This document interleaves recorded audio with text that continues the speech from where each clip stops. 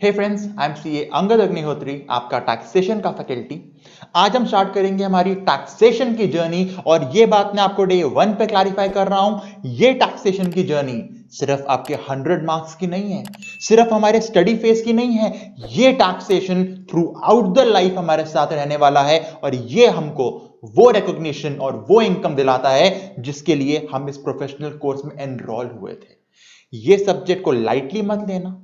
इसे इंटरेस्टिंग कैसे बनाना है, आपके लिए इजी कैसे बनाना है, वो मेरी रिस्पॉन्सिबिलिटी है। पर हां, ये गारंटी मैं आपको दे सकता हूं कि इस पूरे बैच के बाद आपके अंदर वो कॉन्फिडेंस और वो नॉलेज होगी जो इस सब्जेक्ट को अपना करियर बनाने के लिए रिक्वायर्ड है। आपको आज की क्लास खत्म होते होते पता लग जाएगा कि हम कैसे पढ़ने वाले हैं सब्जेक्ट को, और कैसे ये सब्जेक्ट जिसमें बहुत कॉन्सेप्ट्स, बहुत सेक्शंस, बहुत सबसेक्शंस, बहुत क्लॉजेस, बहुत कुछ है, वो कितना इजीली हमारे दिमाग में नहीं हमारे दिल में बैठ जाएगा। इस सेशन को आप देखो और आपको खुद पता लगेगा कि कैसे हम लोग ये जर्नी जीने वाले हैं। हम इस सब्जेक्ट को पढ़ेंगे, साथ ही साथ आपको दिखेगा कैसे हम लोग इस जर्नी को जी रहे हैं। चलो बातें नहीं करते, अब स्टार्ट करते हैं सब्जेक्ट। सबसे पहले मैं आपसे पूछना चाहता हूं, बताओ टैक्स कितने तरह का होता है, कितने टाइप्स का होता है टैक्स? सर टैक्स ना, एक होता है इनकम टैक्स, मैंने कहा ठीक है। एक होता है सर जीएसटी, मैंने कहा ठीक है। सर एक कस्टम ड्यूटी भी होती है, जब कुछ इंपोर्ट करते हैं बाहर से तो भी करते हैं, मैंने कहा ठीक है। पर आप तो नाम बता रहे हो टैक्सेस के, मैं आपसे पूछ रहा हूं टाइप्स कितने होते हैं टैक्स के।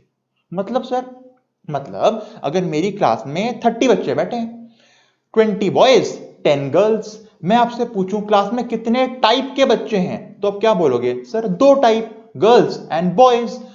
अगर आप 30 बच्चों के नाम बताने लग जाओ तो अपने नाम बताए, आपने टाइप्स नहीं बताए। और मैं आपसे टैक्स के नेम नहीं पूछ रहा हूं, टाइप्स पूछ रहा हूं। हाँ, अब आपको समझ आया। टैक्स होता है 2 तरह का। कौन कौन से तरह के होते हैं? एक होता है डायरेक्ट टैक्स और एक होता है इनडायरेक्ट टैक्स। अब बात करते हैं क्या होता है डायरेक्ट टैक्स। समझो, आपके फादर या आपकी मदर कहीं जॉब करते होंगे। हाँ सर, जॉब करते हैं। तो जब वो काम करते हैं तो उनका एम्प्लॉयर उनको क्या देता है इन रिटर्न? सर सैलरी देता है। तो आपके फादर या मदर या आपके भाई बहन जो भी जॉब करते हैं वो वहां से इनकम लेके आए। हाँ सर, वो इनकम लेके आए। अब बताओ इनकम किसने अर्न करी? सर मेरे फादर मदर, मेरे ब्रदर सिस्टर ने इनकम अर्न करी। कह सकता हूं इनकम हमने अर्न करी। हाँ जी, मैंने इनकम कमाई, मैंने ही टैक्स गवर्नमेंट को दिया। क्या बोला मैंने ही इनकम कमाई और डायरेक्टली मैंने ही टैक्स गवर्नमेंट को दिया। ये हो गया डायरेक्ट टैक्स। जिस पे बर्डन आया टैक्स पे करने का, उसी ने टैक्स गवर्नमेंट को पे कर दिया। ये हो गया डायरेक्ट टैक्स। समझ आया? हाँ सर, जिस पे इसने इनकम कमाई उस पे टैक्स पे करने का बर्डन आया, उसी ने गवर्नमेंट को टैक्स पे कर दिया। ये हो गया डायरेक्ट टैक्स। एग्जाम्पल क्या बना डायरेक्ट टैक्स का? Sir income tax. बिल्कुल, जिसने इनकम अर्न करी उसी ने गवर्नमेंट को टैक्स दे दी। बढ़िया। अब चलते हैं इनडायरेक्ट टैक्स के ऊपर। बता सकते हो इनडायरेक्ट टैक्स क्या होगा? हाँ सर, कह सकते हैं ना। देखो डायरेक्ट में आपने क्या बोला, जिस पे बर्डन आया टैक्स पे करने का उसी ने गवर्नमेंट को पे किया। यानी इनडायरेक्ट टैक्स में क्या होगा? टैक्स पे करने का बर्डन किसी और पे होगा, पर गवर्नमेंट को टैक्स कोई और पे कर रहा होगा। क्या बोला मैंने? इनडायरेक्ट टैक्स में क्या होगा? टैक्स को पे करने का बर्डन किसी और पे होगा, पर गवर्नमेंट को टैक्स कोई और पे कर रहा होगा। सर एग्जांपल लेके बताओ, ऐसे समझ नहीं आता। चल ले बताता हूं। ये एक पेन है, मैं ये पेन लेने शॉपकीपर के पास गया। मैंने बोला हे शॉपकीपर, ये पेन कितने का है? उसने बोला सर ये पेन है 50 रुपए का। मैंने कहा ठीक है। मैंने उसको 50 रुपए दिए, उसने मुझे बिल दिया। बिल में पता क्या लिखा हुआ था? बिल में लिखा हुआ था 45 प्लस 5 जीएसटी टोटल 50। शॉपकीपर ने मुझसे 50 रुपए लिए, इसका ब्रेकअप क्या दिया उसने? 45 का पेन एंड 5 का जीएसटी। अब बताओ, मैंने तो 50 रुपए गवर्नमेंट को नहीं, मैंने 50 रुपए शॉपकीपर को दे दिए, मैं पेन लेके आ गया, है ना? हाँ। अब बताओ क्या शॉपकीपर ये पूरे 50 रुपए अपनी जेब में डाल सकता है? अरे नहीं सर, इसमें 5 रुपए का जीएसटी है जो उसको गवर्नमेंट को डिपॉजिट करना पड़ेगा। एग्जैक्टली। अब मैं आपसे पूछना चाहता हूं, मुझे बताओ ये 5 रुपए का जीएसटी निकला किसकी पॉकेट से अल्टीमेटली? सर मेरी पॉकेट से, मैंने पेन खरीदा, मैंने 5 रुपए का जीएसटी दिया। बिल्कुल, यानी कि टैक्स पे करने का बर्डन मेरे पे था, मैंने चीज खरीदी, मैं जीएसटी पे कर रहा हूं, पर गवर्नमेंट को डिपॉजिट कौन कर रहा है, मैं या मेरे बिहाफ पे वो शॉपकीपर? सर वो शॉपकीपर। ये हो गया इनडायरेक्ट टैक्स, बर्डन मेरा, डिपॉजिट उसने किया। समझ आ गया? और एग्जाम्पल से हमको समझ आ गया कि इनडायरेक्ट टैक्स का एग्जाम्पल क्या है? जीएसटी। क्लियर हो गया? हां सर ये क्लियर हो गया। डायरेक्ट टैक्स का एग्जाम्पल क्या था? Income tax. इनडायरेक्ट टैक्स का एग्जाम्पल क्या बना? जीएसटी। Very good. अगला देखते हैं जी। डायरेक्ट टैक्स को बोलते हैं प्रोग्रेसिव टैक्स। ये क्या होता है समझो। आपने सुना होगा, न्यूज में आता रहता है कि 2.5 लाख तक अगर आपकी इनकम 2,50,000 तक है तो कोई टैक्स नहीं है, उसके ऊपर टैक्स लगता है। सुना ना इतना आपने? हाँ सर इतना हमने सुना है। यही होता है इनकम टैक्स का प्रोग्रेसिव का मतलब, कि एज द इनकम इंक्रीजेस, यानी जैसे जैसे आपकी इनकम बढ़ेगी आपका इनकम टैक्स उतना बढ़ेगा। आपको एग्जांपल लेके बताता हूं। हमारा डिपार्टमेंट हमको बोलता है, इनकम टैक्स डिपार्टमेंट, 2.5 लाख तक इनकम है कोई टैक्स मत दो। जैसे इनकम 2.5 लाख से ऊपर जाएगी हम आपसे टैक्स लेंगे 5% के हिसाब से। जैसे ही इनकम 5 लाख के ऊपर जाएगी हम आपसे टैक्स लेंगे 20% के हिसाब से।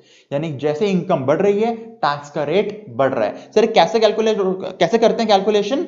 आने वाले चैप्टर में पढ़ने वाले हम लोग, ये तो पढ़ना है हमको पूरे में। ठीक है सर। यानी कि इनकम टैक्स क्या हो गया? प्रोग्रेसिव। जैसे जैसे इनकम बढ़ी वैसे वैसे टैक्स बढ़ा। क्लियर हो गया? हाँ सर क्लियर हो गया। यानी सर इनडायरेक्ट टैक्स क्या रिग्रेसिव है? देखो प्रोग्रेसिव का उल्टा क्या होता है? रिग्रेसिव। प्रोग्रेसिव क्या था? इनकम बढ़ी टैक्स बढ़ेगा। तो रिग्रेसिव का मतलब क्या होता है? इनकम बढ़ी टैक्स कम होगा। मैं इनडायरेक्ट टैक्स को रिग्रेसिव नहीं बोलता, मैं क्या बोलता हूं? Indirect tax can not be progressive tax. मतलब मैंने बोला इनडायरेक्ट टैक्स रिग्रेसिव नहीं है पर वो प्रोग्रेसिव भी नहीं है। मतलब सर, मतलब देखो इसी एग्जांपल को लेते हैं। 50 रुपए का पेन लेने एक आम आदमी जाए तब भी कितना जीएसटी पे कर रहा है वो? सर 5 रुपए का। यही पेन लेने विराट कोहली जाए वो भी कितना जीएसटी पे करेगा? 5 रुपए। यानी कि बंदे की इनकम से उसके जीएसटी यानी कि इनडायरेक्ट टैक्स पे फर्क ही नहीं पड़ रहा है। मैं लेने जाऊं या शाहरुख खान लेने जाए या अमिताभ बच्चन लेने जाए या एमएस धोनी लेने जाए, जीएसटी तो सेम लेंगे ना सबसे। अरे हां सर, यानी कि इनकम से आपके इनडायरेक्ट टैक्स पे फर्क ही नहीं पड़ता। जब फर्क ही नहीं पड़ता तो किस बात का प्रोग्रेसिव या किस बात का रिग्रेसिव? इसीलिए डिफरेंस नंबर 2, डायरेक्ट टैक्स क्या है? Progressive tax. इनडायरेक्ट टैक्स क्या है? Not a progressive tax. Regressive मत बोलना, क्योंकि रिग्रेसिव का मतलब होता है अगर इनकम बढ़ रही है तो टैक्स कम हो रहा है। समझ आ गया? हाँ सर अब हमको समझ आ गया। थर्ड डिफरेंस, इसमें खाली एग्जांपल बताने हैं। इनकम टैक्स से एग्जांपल क्या, सॉरी डायरेक्ट टैक्स से एग्जांपल क्या होते हैं? Income tax. दो और होते थे वेल्थ टैक्स और गिफ्ट टैक्स, पर ये अब हट चुके हैं। पर एग्जांपल के लिए आप कोट कर सकते हो gift tax, wealth tax, income tax. Indirect tax के एग्जांपल क्या होते हैं? एक तो हमने जान लिया जीएसटी, दूसरा है कस्टम्स। ये था हमारा डिफरेंस डायरेक्ट और इनडायरेक्ट टैक्स का। मैं उम्मीद करता हूं आपको क्लियर हो गया होगा। हाँ सर हमको क्लियर हो गया। चलो आज हम स्टार्ट करने वाले हैं, अब हम स्टार्ट करेंगे, अभी हम स्टार्ट करेंगे विद इनकम टैक्स, यानी कि हम पढ़ने वाले हैं डायरेक्ट टैक्स। Very good. चलो जी स्टार्ट करते हैं विद इनकम टैक्स। सर देखो आपके एग्जाम्पल से हमको एक बात समझ आ गई कि इनकम टैक्स वही पे करेगा जो इनकम कमाएगा, क्योंकि इनकम होगी तभी तो इनकम टैक्स लगेगा आपके ऊपर। बिल्कुल। चलो मैं आपसे पूछता हूं, कौन कौन इनकम टैक्स पे करने के लिए लायबल हो सकता है? अरे सर, वही तो लायबल होगा जो इनकम अर्न कर रहा है। ठीक है, कुछ क्लासिफिकेशन भी होगा कि कौन कौन इनकम कमा सकता है। कौन कौन इनकम कमा सकता है? सर, जो काम करेगा पैसे कमाएगा। एग्जाम्पल, सर मैं काम करता हूं पैसे कमाता हूं, ठीक है, पर बात सुनो, मैं काम करता हूं पैसे कमाता हूं तो मैं इंडिविजुअल हो गया ना, अकेला बंदा। ऐसे कुछ पार्टनरशिप फर्म्स भी होती हैं, कुछ कंपनीज भी होती हैं, एक HUF हिंदू अनडिवाइडेड फैमिली भी होती है ना। यानी कि बहुत कैटेगरी ऑफ पर्सन इनकम कमा सकते हैं। हां सर, चलो देखते हैं इनकम टैक्स वालों ने क्या बोला है। इनकम टैक्स के अकॉर्डिंग कितने तरह के पर्सन हैं जो इनकम टैक्स पे करने के लिए लायबल हो सकते हैं? लायबल कब होंगे? जब वो इनकम कमाएंगे। पर अभी हम ये देखते हैं ऐसे कौन से कैटेगरी ऑफ पर्सन है जो इनकम टैक्स वालों के अकॉर्डिंग टैक्स पे करने के लिए लायबल हो सकते हैं। तो हम गए पर्सन की डेफिनेशन के ऊपर। चलो, सेक्शन थोड़ी देर में आपको याद कराता हूं, अभी मैं देखता हूं कितने तरह के पर्सन हैं। पहला इंडिविजुअल, दूसरा हिंदू अनडिवाइडेड फैमिली। क्या होता है HUF? सर हमें पता है, एक कर्ता होता है, कोई जॉइंट फैमिली बिजनेस होता है, पता है ना। बाकी तो लॉ की डेफिनेशन है, हमको थोड़ी डेफिनेशन से मतलब है। हमें तो ये देखना है अगर एक Hindu undivided family income earn करती है तो हम उसका टैक्स कैसे निकालेंगे। अगला, firm, partnership firm including LLP, limited liability partnership. इस लेवल पे, हमारे लेवल में firm is equal to LLP, कोई डिफरेंशिएशन नहीं करना हमको। तो आज से मैं सिर्फ पार्टनरशिप फर्म ही बोलूंगा, LLP को हम फर्म के इक्वली मानेंगे। लॉ के टर्म्स में अलग होता है, फर्म का अलग ट्रीटमेंट होता है, LLP का अलग होता है। हमारे इस लेवल पे टैक्सेशन पे फर्म और LLP सेम है। अगला, कंपनी। कंपनी आपको पता है, चाहे प्राइवेट कंपनी हो, चाहे पब्लिक कंपनी हो, चाहे गवर्नमेंट कंपनी हो, चाहे 1% कंपनी हो, कंपनी मींस कंपनी हमारे लिए, हमें कोई बाइफिकेशन नहीं करना। ठीक है सर, ये क्या होता है? Association of person, body of individuals. ये समझाता हूं मैं आपको एक एग्जांपल से। चलो, ये एक बंदा है, मिस्टर अमन। अमन को ना एक कंस्ट्रक्शन कंपनी से कॉन्ट्रैक्ट मिला। मान लेते हैं अमन एक कॉन्ट्रैक्टर है जो रोड्स बनाता है, ठीक है। इसको क्या कॉन्ट्रैक्ट मिला कि इसको इस जगह से लेके इस जगह तक रोड बनानी है और सिर्फ उसे मिले 2 वीक्स, कि 2 हफ्ते में इस A पॉइंट से लेकर इस B पॉइंट तक रोड बना दे। अमन ये रोड बना सकता है, पर पता है दिक्कत क्या है? अमन के पास इतने सारा लोग नहीं है, इतने लेबरर्स नहीं है जो इतनी जल्दी 2 हफ्ते में ये पूरी रोड बना दे। तो अमन क्या करे? अमन भागते भागते गया अपने एक दोस्त के पास। इस दोस्त का नाम रख देते हैं मिस्टर श्याम। मिस्टर श्याम भी कॉन्ट्रैक्टर है, वो भी रोड बनाते हैं। अमन भागते भागते भागते गया, श्याम श्याम श्याम, कुछ अपने मुझे लेबरर्स दे दे यार, मुझे रोड 2 हफ्ते में बना के देनी है। श्याम ने बोला, यार मैं तेरे को लेबरर क्यों दूं, एक काम करना, हम दोनों मिलके ये रोड बना लेते हैं, कर सकते हैं। अमन ने बोला, नहीं यार, देख श्याम, तू मेरा बहुत अच्छा दोस्त है, पर मैं तुझसे पार्टनरशिप नहीं करना चाहता। मैंने सुना है जहां पार्टनरशिप होती है ना, वहां दोस्ती खराब हो जाती है। श्याम ने बोला, कोई बात नहीं, मत कर पार्टनरशिप, तब भी हम साथ काम कर सकते हैं। अमन ने बोला, पार्टनरशिप नहीं करूं फिर भी कर सकते हैं, कैसे श्याम, कैसे? श्याम ने बोला, क्यों, अकाउंट्स नहीं पढ़ी? उसमें एक होता ना नाम, जॉइंट वेंचर। अरे हाँ सर, जॉइंट वेंचर भी तो होता है। क्या होता है जॉइंट वेंचर? 2 लोग मिलते हैं, पर लाइफ लॉन्ग के लिए नहीं, एक पर्टिकुलर प्रोजेक्ट के लिए, और प्रोजेक्ट खत्म होते ही अपना अपना शेयर ऑफ इनकम लेते हैं और निकल लेते हैं।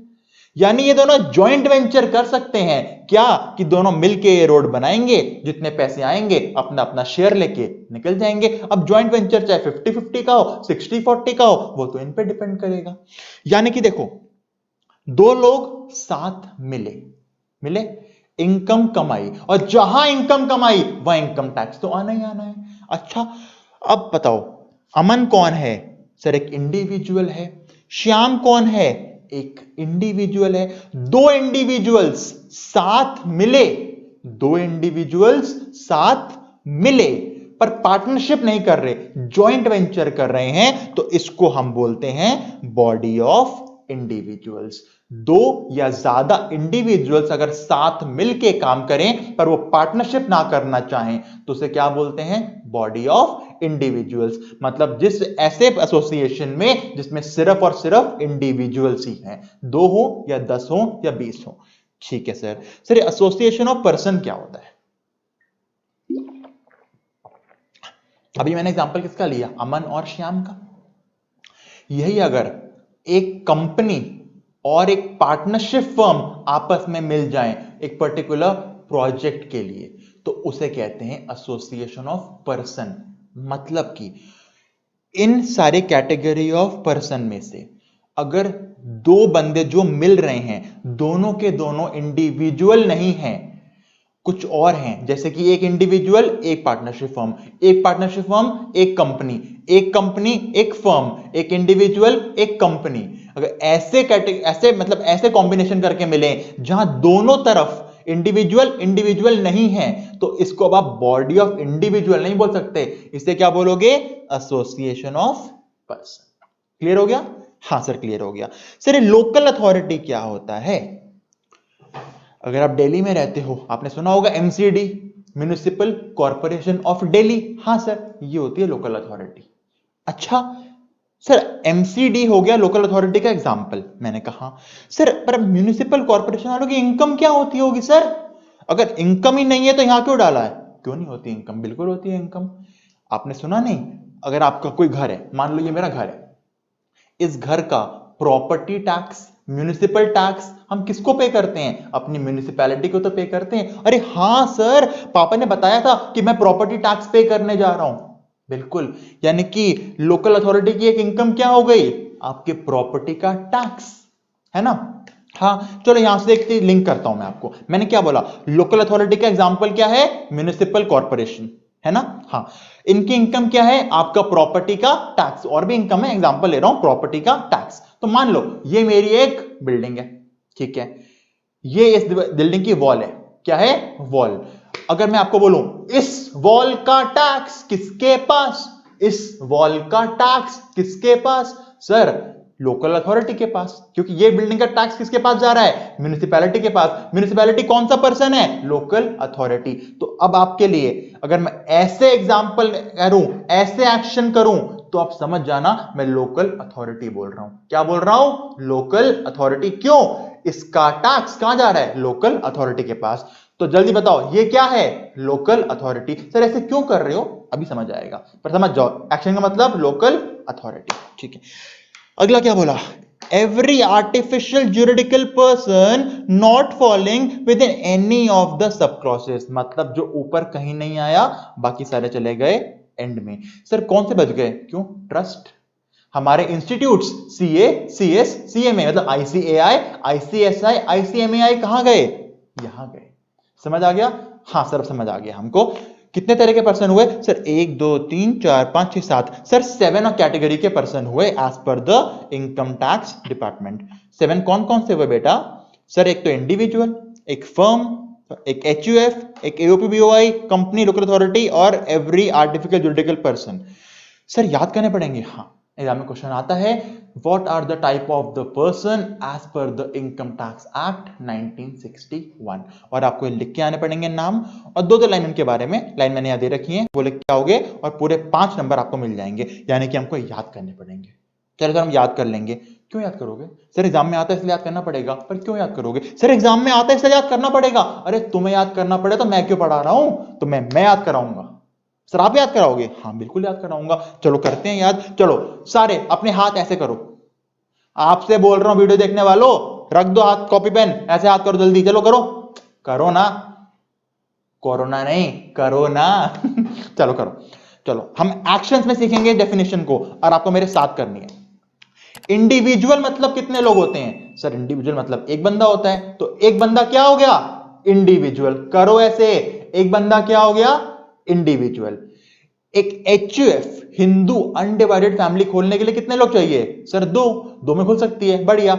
एक बंदा इंडिविजुअल, दो बंदे HUF, और जैसे ही दो बंदे साथ मिल गए, ऐसे करो, साथ मिल गए तो क्या खोल सकते हैं? Partnership firm. अरे वाह सर, 3 तो एक्शंस में हो गए, वेरी गुड। एक बंदा इंडिविजुअल, दो बंदे HUF, साथ मिल गए तो पार्टनरशिप फर्म। कर लो बेटा कर लो, तुम्हारे लिए करा रहा हूं, मुझे तो आती है, मैं तो बन चुका हूं CA। एक बंदा इंडिविजुअल, दो बंदे HUF, साथ मिल गए पार्टनरशिप फर्म। ठीक है। कंपनी का हमने एक फीचर पढ़ा था फाउंडेशन में, फाउंडेशन लेवल पे क्या था फीचर? कि कंपनी होती है गोइंग कंसर्न, कंपनी अमर है, कंपनी कहीं नहीं मरेगी। याद है गोइंग कंसर्न? हाँ सर याद है। तो गोइंग कंसर्न को कैसे लाएं एक्शंस में? Company going going going going going going going going going going going, ये क्या हो गया? Going concern. यानी ये क्या इंडिकेट कर रहा है? कंपनी को। अरे वाह सर, एक बंदा इंडिविजुअल, दो बंदे HUF, साथ मिल गए तो फर्म, ये क्या है? कंपनी। देखो अब एसोसिएशन ऑफ पर्सन और बॉडी ऑफ इंडिविजुअल में हम ध्यान देंगे सिर्फ एक वर्ड पे। किस वर्ड पे ध्यान देंगे? सिर्फ इस वर्ड पे, बॉडी पे। हम जिम क्या करने जाते हैं? हम जिम क्या बनाने जाते हैं? सर जिम जाते हैं बॉडी बनाने के लिए। क्या क्यों जाते हैं जिम? बॉडी बनाने के लिए। तो अगर मैं ऐसे इशारा कर रहा हूं तो मैं क्या दिखा रहा हूं? अपनी बॉडी। और अगर मैं ऐसे इशारा करूं तो समझ जाना, बॉडी से मतलब बॉडी ऑफ इंडिविजुअल्स। और जैसे मैं ऐसा इशारा करूं समझ जाना, ये पता है क्या है? बॉडी नहीं है, ये है AOP BOI, association of person body of individuals. क्या ये? AOP BOI। समझ आ गया? ये क्या था सर? Local authority. अब समझ आया क्यों बताया था? ये क्या था? Local authority. और बाकी सब अदर्स। अदर्स बोल रहा हूं पर एग्जाम में क्या लिख के आएंगे? एवरी आर्टिफिशियल ज्यूरिडिकल पर्सन, जो ऊपर फॉल नहीं कर रहा। चलो करते हैं। एक बंदा इंडिविजुअल, कर ले बेटा कर ले, तुम्हारे लिए कर रहा हूं। हाँ, एक बंदा इंडिविजुअल, दो बंदे HUF, साथ मिल गए फर्म, ये क्या है? Company. AOP BOI, local authority others. चलो दोबारा, एक बंदा इंडिविजुअल, दो बंदे HUF, साथ मिल गए firm, company. AOP BOI, local authority others. दोबारा, एक बंदा इंडिविजुअल, दो बंदे HUF, साथ मिल गए firm, company. AOP BOI, local authority others. हो गए याद? अरे हाँ से तो हो गए। चलो अब बोलना मत, बोलना नहीं, बस मन में सोचो और करो एक्शंस।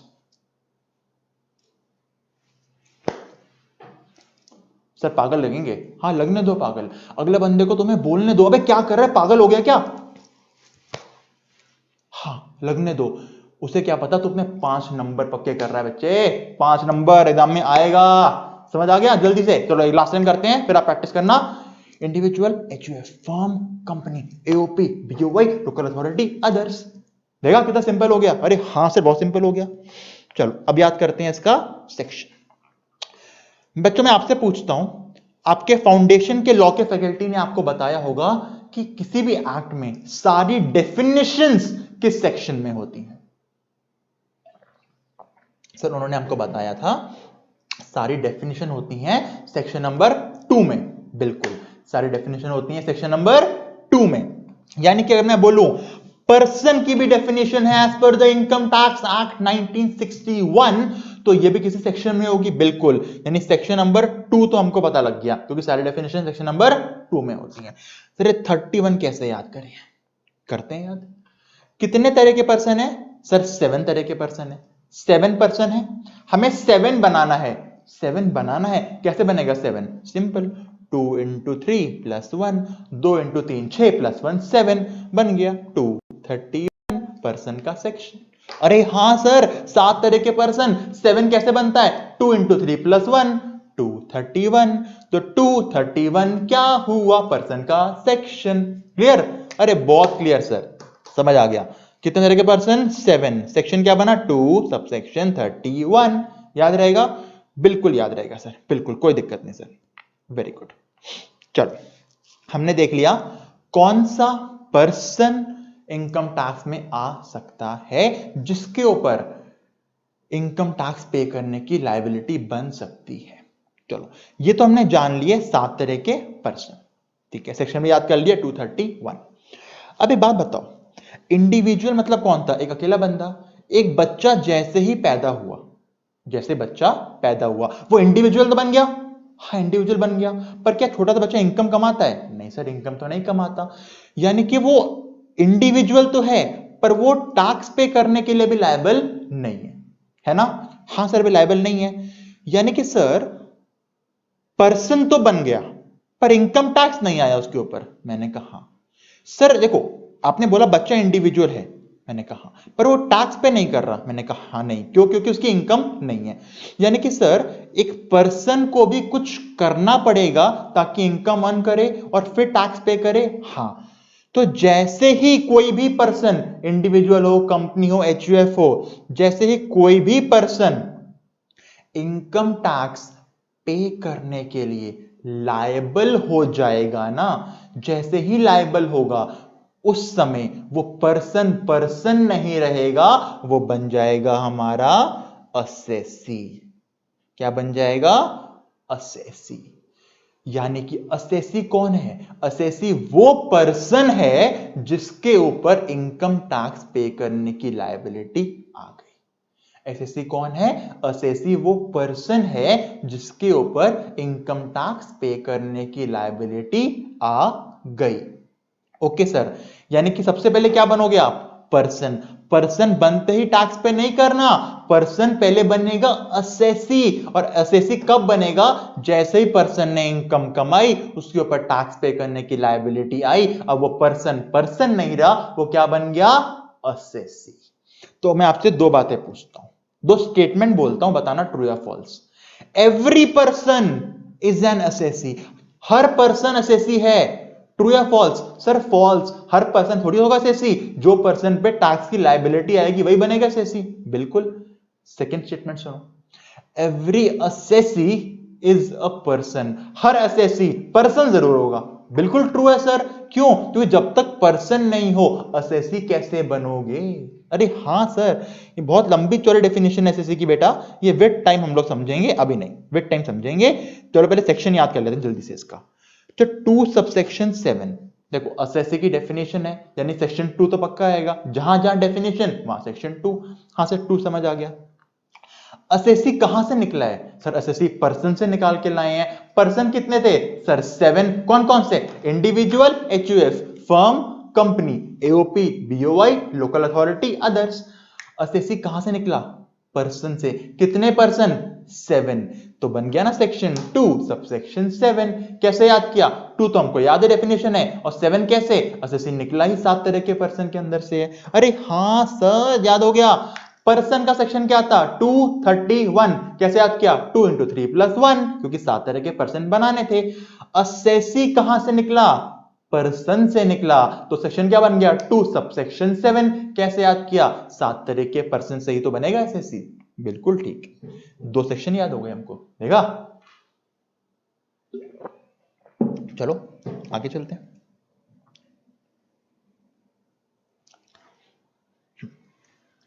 बेटा ये क्या होता है? ईयर। सर साल। पता है हमको साल। अच्छा पता है, तो बताओ कितने तरह के साल होते हैं? कितने तरह के साल होते हैं मतलब कितने तरह के साल हो सकते हैं? अरे सर, एक होता है मेरा कैलेंडर ईयर, एक होता है मेरा फाइनेंशियल ईयर। पता है ना अकाउंट्स में आपको, एक कैलेंडर ईयर होता है, एक फाइनेंशियल ईयर होता है। नहीं पता तो बता दूं, कैलेंडर ईयर स्टार्ट होता है 1 जनवरी को, खत्म होता है 31 दिसंबर को। फाइनेंशियल ईयर डिपेंड करता है, इंडिया में फॉलो करते हैं 1 अप्रैल को शुरू होता है, 31 मार्च को कंप्लीट होता है। पता है? इनकम टैक्स पढ़ने का छोटा सा प्यारा सा रूल सुन लो बच्चे, ये दोनों ही नहीं एग्जिस्ट करते हमारे लिए। हैं? दोनों नहीं करते? नहीं, इनकम टैक्स नए कैटेगरी ऑफ साल लेके आया आपके लिए, नए साल। अच्छा कौन कौन से सर? एक होता है प्रीवियस ईयर। क्या सर? Previous year. हाँ, प्रीवियस ईयर क्या होता है, चलो जानते हैं। अच्छा बताओ, इनकम टैक्स की बात कर रहा हूं मैं, ठीक है? Income tax. तो अगर मैं आपसे पूछूं, पहले इनकम कमाओगे उसके बाद टैक्स पे करोगे, या पहले टैक्स पे कर दोगे फिर इनकम कमाओगे? सर पहले इनकम कमाएंगे फिर ही तो टैक्स पे करेंगे। बिल्कुल। तो जिस साल आप इनकम कमाओगे, जिस साल इनकम कमाओगे, उस साल को नाम दे दिया इनकम टैक्स ने प्रीवियस ईयर। यानी प्रीवियस ईयर क्या हुआ, previous year is the year in which income is earned, यानी प्रीवियस ईयर में क्या करोगे, इनकम को कमाओगे। और ये पूरा साल चलेगा बेटा आपका 1/4/2019। सर 2019 क्यों, क्योंकि हमारे एग्जाम के लिए हमारा प्रीवियस ईयर हमारे इंस्टीट्यूट ने डिफाइन कर दिया है, कौन सा, 1920।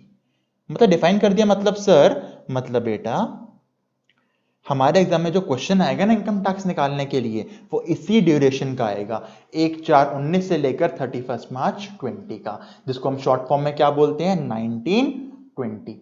यानी कि हमें एग्जाम में जो क्वेश्चन सॉल्व करके इनकम टैक्स निकालना होगा ना, उस क्वेश्चन में इनकम कौन सी होगी, जो इस साल हमने अर्न करी होगी। यहां से आपको एक इंडिकेशन मिल जाएगा, अगर क्वेश्चन में कोई इनकम 1 अप्रैल 19 से पहले की है, मतलब मार्च 19 की है या 2018 की है, उसे इग्नोर कर देना। हमारे एग्जाम, हमारे अटेम्प्ट के लिए वो इररिलेवेंट है, क्योंकि हमारे इंस्टीट्यूट ने हमारा प्रीवियस ईयर ब्लॉक कर दिया है, कौन सा, 1920। यानी हमें इसके बीच रहना है। यहां जो इनकम कमाई वो हमारे काम की है, उस पर हम टैक्स निकालना सीखेंगे। पर कोई इनकम अगर इस साल के बाद निकाली है या इसके पहले निकाली है, उसे हम कर देंगे ignore. Clear, clear sir. Previous year क्या होता है, वो साल जब इनकम कमा के लाते हैं। और हमारे एग्जाम के लिए कौन सा प्रीवियस ईयर है, 1920। सर कोई सेक्शन भी है इसका, हाँ सेक्शन है। अभी तक कितने सेक्शन पढ़ चुके हैं सर, 231 और 27, 2 पढ़े हैं। हाँ सर, 2 के बाद क्या आता है, 2 के बाद 3 आता है, तो प्रीवियस ईयर का सेक्शन हो गया 3। अरे हाँ, सेक्शन हो गया 3, वेरी गुड, समझ आ गया सर। 2 सब सेक्शन 7 था एसएससी का, 231 था पर्सन का, और 3 हो गया प्रीवियस ईयर का। कैसे याद किया, 2 के बाद आया 3। सर प्रीवियस ईयर में हमने इनकम अर्न कर ली, मान लिया जिस साल इनकम अर्न करी उसको नाम दे दिया प्रीवियस ईयर। सर टैक्स कब पे करते हैं, अब एक आता है असेसमेंट ईयर, इसमें हम टैक्स को पे करते हैं। मैं आपको बात क्लैरिफाई कर दूं, टैक्स को पे करते हैं बोलना थोड़ा गलत है, पर डे 1 पे आप लोग जितनी अंडरस्टैंडिंग हमारी बनी है इसमें समझते हैं। असेसमेंट ईयर मतलब जब हम टैक्स पे करते हैं with the duration of classes. मैं स्टेटमेंट को चेंज करूंगा, ठीक है सर। कब खत्म हुआ प्रीवियस ईयर, सर 31 मार्च 20 को खत्म हो गया प्रीवियस ईयर। जैसे ही खत्म हुआ प्रीवियस ईयर, हमारा स्टार्ट हो जाएगा असेसमेंट ईयर, जो कि होगा फिर से 1 साल का, 31/3/21 तक जाएगा। प्रीवियस ईयर में आपने पैसे कमाए, असेसमेंट ईयर में क्या करोगे, टैक्स पे करोगे। यानी यहां जो पैसे कमाए यहां पे उसका टैक्स पे होगा।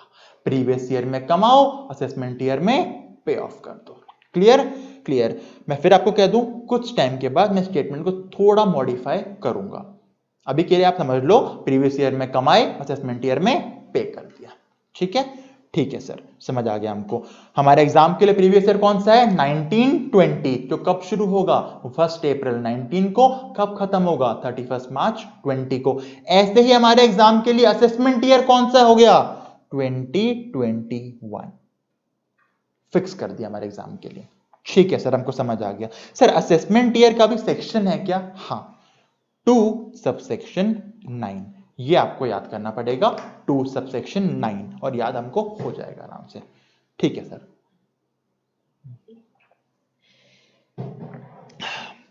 एक बार देख लेते हैं अभी तक हमने क्या क्या याद करा है। चलो देखते हैं। सर सबसे पहले हमने देखा पर्सन कितने तरह के होते हैं, 7। कौन कौन से, सर इंडिविजुअल, ना ना ना मुझे समझ नहीं आता ऐसे। अगर आप बोलोगे इंडिविजुअल एचयूएफ, मैं क्या बोलूंगा, वाह वाह वाह, क्या बोलूंगा, वाह वाह वाह। एक्शन से बताओ, इंडिविजुअल एचयूएफ। तुम कर क्यों नहीं रहे बेटा, हाँ भाई येलो शर्ट क्यों नहीं कर रहा, सर आपको कैसे पता येलो शर्ट है मेरी, पता है, चल जल्दी कर। Individual HUF, firm, company, AOP, BOI, local authority, others. ये क्या आते हैं आपके पर्सन, सेक्शन क्या आता, 231। कैसे याद किया, 2 × 3 + 1। फिर हम गए असेसी के ऊपर। असेसी कौन, असेसी मतलब वो पर्सन जिस पे इनकम टैक्स की लायबिलिटी आ गई। सेक्शन क्या आता, 2 सबसेक्शन 7। कैसे याद किया, सर पर्सन, असेसी निकला है 7 तरह के पर्सन से, तो 2 सबसेक्शन 7। प्रीवियस ईयर क्या होता है, सर प्रीवियस ईयर मतलब वो साल जब इनकम को अर्न करते हैं। Very good. सेक्शन क्या आता था, 2 के बाद आया 3, प्रीवियस ईयर का सेक्शन 3। टैक्स कब पे करते हैं सर? असेसमेंट ईयर में पे करते हैं। असेसमेंट ईयर का सेक्शन क्या आता? 2 सबसेक्शन 9। ठीक है, एक बात और जान लो। क्या सर? जैसे कि हमने पढ़ा था सेक्शन 2 क्या बताता है? डेफिनेशंस को। ऐसे ही हर एक्ट का, हर एक्ट, सिर्फ इनकम टैक्स एक्ट नहीं, कोई भी एक्ट हो उसका सेक्शन नंबर 1 पता है क्या बताता है? उस एक्ट की एप्लीकेबिलिटी, कि आखिरकार वो एक्ट एप्लीकेबल कहां है भैया, कहां लगेगा, किस रीजन पे, किस कंट्री, किस एरिया, कहां लगेगा। तो हमारे इनकम टैक्स एक्ट 1961 के सेक्शन नंबर 1 ने भी बताया कि इनकम टैक्स एक्ट कहां लगेगा। और पता है कहां लगेगा? Whole of India. Income tax act पूरे इंडिया पे लगेगा, इंक्लूडिंग जम्मू एंड कश्मीर। अच्छा, अभी भी हुआ होगा ना सर? नहीं बेटा, जम्मू एंड कश्मीर पे शुरू से इनकम टैक्स एक्ट लगता था। तो अभी अभी क्या हुआ सर? अभी जीएसटी लगना शुरू हुआ था। यानी कि मैं आपसे पूछूं, सेक्शन 1 क्या बोलता है? एप्लीकेबिलिटी, कि इनकम टैक्स एक्ट 1961 पूरे इंडिया पे लगता है, इंक्लूडिंग जम्मू एंड कश्मीर। अभी से नहीं, शुरू से। समझ आ गया? हाँ सर, जल्दी बताओ, सेक्शन किसका हो गया सर? एप्लीकेबिलिटी का। सेक्शन 2 में क्या होती हैं सर? डेफिनेशंस। 231 किसका है सर? पर्सन का। 2 सबसेक्शन 7 किसका था सर? असेसी का। सेक्शन 3 में क्या था सर? 2 के बाद 3 प्रीवियस ईयर। ठीक है, उसमें क्या करते हैं? इनकम को अर्न करते हैं। टैक्स कब पे करते हैं? असेसमेंट ईयर में। सेक्शन क्या था? 2 सबसेक्शन 9। चलो, बहुत बढ़िया। सर आपने हमको बताया, हम पढ़ रहे हैं इनकम टैक्स। मैंने कहा इनकम टैक्स बनता है 2 वर्ड से, इनकम और टैक्स। 2 से बनता है, इनकम और टैक्स। हमने टैक्स तो पढ़ लिया, डायरेक्ट होता है, इनडायरेक्ट होता है। इनकम क्या होती है सर? किस किस इनकम पे टैक्स आ सकता है सर? चलो बताता हूं। देखो, किस किस इनकम पे टैक्स आ सकता है।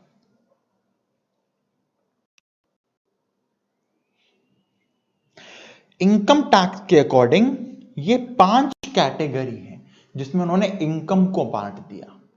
टैक्स को कितनी कैटेगरी में बांटा था? 2 में, डायरेक्ट और इनडायरेक्ट। ऐसे इनकम टैक्स पढ़ते हुए इनकम को 5 कैटेगरी में बांट दिया। कौन कौन सी? Salary, income from house property, profit and gains of business और profession, capital gains, income from other sources. और ये इसके सेक्शंस हैं। सर क्या है, क्या है, क्यों है, क्या है, क्यों है? सुनो बेटा, क्या है, क्यों है, सुनो। 1 बाय 1 चलते हैं। मैं कहीं पे जॉब करता हूं, मेरा एम्प्लॉयर मुझे सैलरी देता है, तो जो सैलरी मुझे एम्प्लॉयर ने दी उसमें कितनी सैलरी टैक्सेबल है, कितने पे टैक्स पे करना है, ये हम सीखेंगे हमारे सैलरी चैप्टर के अंदर। अच्छा, चैप्टर है? हाँ, ये 5 आपके चैप्टर्स हैं। ठीक है सर। जब हम सैलरी पढ़ेंगे ना, तो हम घूमेंगे इनकम टैक्स एक्ट के सेक्शन नंबर 15 से लेकर सेक्शन नंबर 17 तक। अच्छा सर, यानी कि इनकम टैक्स एक्ट के अंदर सेक्शन 15 पे सैलरी शुरू होगा और सेक्शन 17 पे सैलरी खत्म हो जाएगा। ठीक है सर। सर ये क्या होता है इनकम फ्रॉम हाउस प्रॉपर्टी? देखो, अभी के लिए समझो, अगर आपने अपना घर किराए पे चढ़ा दिया, घर किराए पे चढ़ा दिया, आपको बदले में रेंट आएगा। उस रेंट जो आपको आएगा, उस रेंट पे कितना टैक्स पे करना है, ये हम पढ़ते हैं इनकम फ्रॉम हाउस प्रॉपर्टी के अंदर। और इनकम टैक्स के एक्ट में हाउस प्रॉपर्टी की इनकम पे कितना टैक्स निकालते हैं, कैसे निकालते हैं, क्या इनकम होती है, क्या नहीं होती है, इसकी रेंज है सेक्शन 22 से लेकर सेक्शन 27 तक। यानी जब हाउस प्रॉपर्टी पढ़ेंगे हम 22 से लेकर 27 के बीच रहेंगे। ठीक है। बिजनेस और प्रोफेशन, दुकान खोल ली, पेन बेच रहा हूं, बिजनेस। पढ़ा रहा हूं आपको, प्रोफेशन। यानी जब बिजनेस या प्रोफेशन की इनकम निकालना सीखेंगे तो हम इनकम टैक्स में घूमेंगे सेक्शन 28 से लेकर 44 तक। कैपिटल गेन क्या होता है? अभी के लिए समझो बेटा, मैंने घर को किराए पे नहीं चढ़ाया, मैंने घर ही बेच दिया। मैंने घर को किराए पे नहीं, घर बेच दिया, तो जो इनकम प्रॉफिट हुआ उसे कहते हैं कैपिटल गेन्स। ऐसे ही हम जब कुछ एसेट्स को बेचेंगे, मैं आपको बताऊं, कैपिटल एसेट्स को बेचेंगे तो जो इनकम होगी उसे कहते हैं कैपिटल गेन। सर क्या होता है कैपिटल एसेट? जब पढ़ाऊंगा कैपिटल गेन तब पढ़ाऊंगा, बताऊंगा, पूरा एक लेक्चर ही उसके ऊपर जाएगा कि क्या कैपिटल एसेट है क्या नहीं है। उसकी रेंज क्या इनकम टैक्स में 45 से 55। इसके बाद हम गए इनकम फ्रॉम अदर सोर्सेस, मतलब सर जो ऊपर के 4 में नहीं आया वो जाएगा अदर सोर्सेज में। चलो आपसे पूछता हूं बच्चे, ऐसी कौन सी इनकम है जो ऊपर के 4 में नहीं गई और अभी भी इनकम है? ऐसी कौन सी इनकम है? क्यों? बैंक का इंटरेस्ट, अरे हाँ सर। शेयर पे डिविडेंड, हाँ सर। लॉटरी, गैम्बलिंग, बेटिंग से तो इलीगल इनकम है। इस पॉइंट पे भी आता हूं, अभी के लिए समझो। मुझे बैंक पे इंटरेस्ट आया, क्या सैलरी है? नहीं सर। हाउस प्रॉपर्टी है? नहीं सर। बिजनेस है? नहीं सर। कैपिटल गेन है? नहीं। तो क्या हो गया? Other sources. यानी कि जो इनकम उन 4 कैटेगरी में नहीं गई वो कहां जाएगी? अदर सोर्सेस के अंदर। और अदर सोर्सेस पढ़ते हुए हमारी रेंज क्या बनती है? 56 से 59। मैंने आपको सिर्फ बहुत बेसिक बताया, ये तो पूरे पूरे चैप्टर्स है हमारे, और ये 5 चैप्टर्स ही ना हमारे पूरे सिलेबस का 70% टाइम लेके जाएंगे। सर 70%? हाँ, यही तो इनकम टैक्स है कि इनकम कैसे निकालोगे, यही तो इनकम निकालनी है हमको यहाँ पे। बाकी अगर ये 5 हेड्स हाथ में आ गए, बाकी कोर्स तो चुनना मुन्ना सा है, 30% कोर्स है सिर्फ। अरे वाह सर। चलो मैं आपको याद कराता हूं ये सेक्शन रेंज के साथ साथ। चलो एक बार मुझे बताओ, देख देख के बताओगे ऑफ कोर्स, सैलरी की रेंज क्या है? सेक्शन रेंज सर, सैलरी की रेंज है 15 से लेकर 17 तक। हाउस प्रॉपर्टी की रेंज क्या है? साथ में देख के बोलो बच्चे, बोलना है, मैं तो बोल रहा हूं तब भी बोलोगे। हाउस प्रॉपर्टी की रेंज क्या है? 22 से 27 तक। क्यों नहीं बोल रहे बच्चे? बोल लो, तुम्हारे लिए याद करा रहा हूं। पीजीबीपी सर, पीजीबीपी मतलब profits and gains of business और प्रोफेशन को शॉर्ट फॉर्म में क्या बोलते हैं? PGBP. Profits and gains of business और प्रोफेशन को शॉर्ट फॉर्म में क्या बोलते हैं? पीजीबीपी। पबजी नहीं, पीजीबीपी। हाँ, उसके बाद कैपिटल गेन की रेंज क्या है? 45 से 55। अदर सोर्स की रेंज क्या है? 56 से 59। सर एक बात देखी मैंने कहा बोलो सर, जो जहां खत्म हो रहा है अगला वहां से शुरू हो रहा है। 27, 28, 44, 45, 55, 56।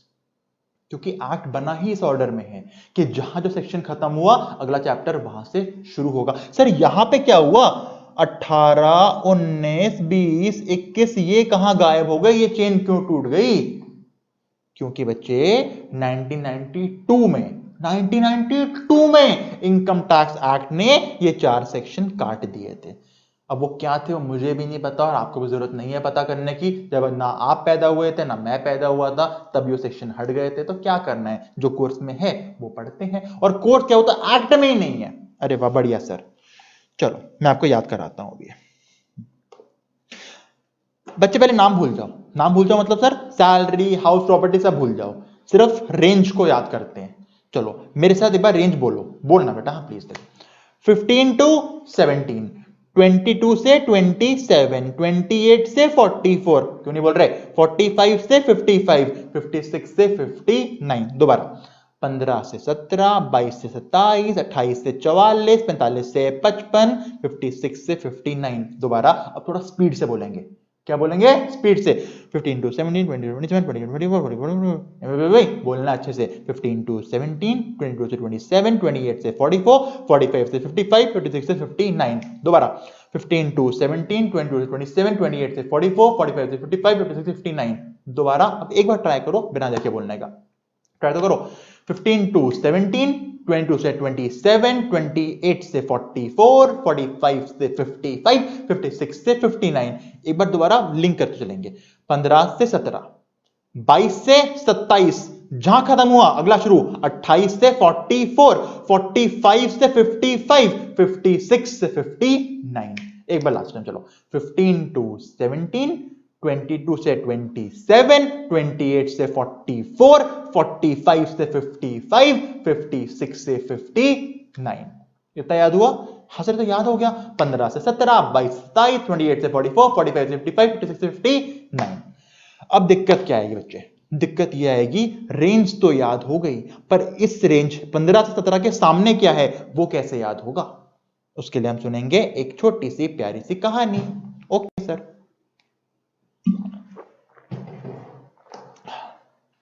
मान लो एक बच्चा है, इसका नाम है Rahul. Hi Rahul. Hello sir. Rahul, मान लो ये बच्चा ऑर्फन है, इसका कोई नहीं है दुनिया में, ठीक है सर। एक दिन बच्चा गांव से शहर पे आ गया। कहां आ गया बेटा? सिटी में आया। बताओ राहुल गांव से सिटी में क्यों आया होगा? सर पैसे कमाने आया होगा। बिल्कुल। जब बंदा पैसे कमाने आया ना, उसको ऑप्शन पता क्या देखे? सर खास पढ़ा लिखा था नहीं, तो ये चला गया एक रेस्टोरेंट पे। कहां चला गया बेटा? एक रेस्टोरेंट पे, ढाबे पे चला गया और यहां पे इसने जॉब ज्वाइन कर ली एक वेटर की। ठीक है सर, तो राहुल बन गया वेटर ढाबे पे। ठीक है, जब ढाबे पे ऐसा वेटर जॉब करेगा, फ्री में करेगा या सैलरी मिलेगी? सर ऑफ कोर्स सैलरी मिलेगी। ठीक है, लो जी, बंदे को क्या मिल रही है वहां से?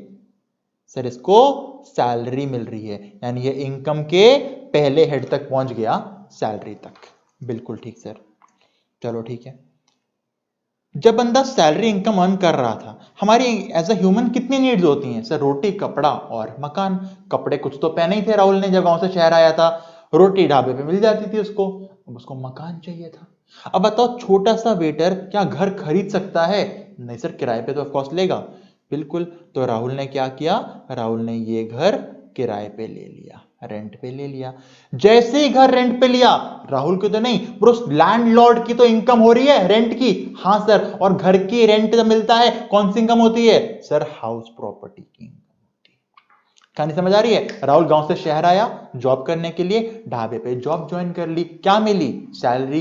जगह चाहिए थी रहने की, उसने जगह पे रहने लग गया। जहां रहने लगा उसको किराया दिया, तो जैसे किराया दिया उस बंदे कौन सी इनकम हो गई?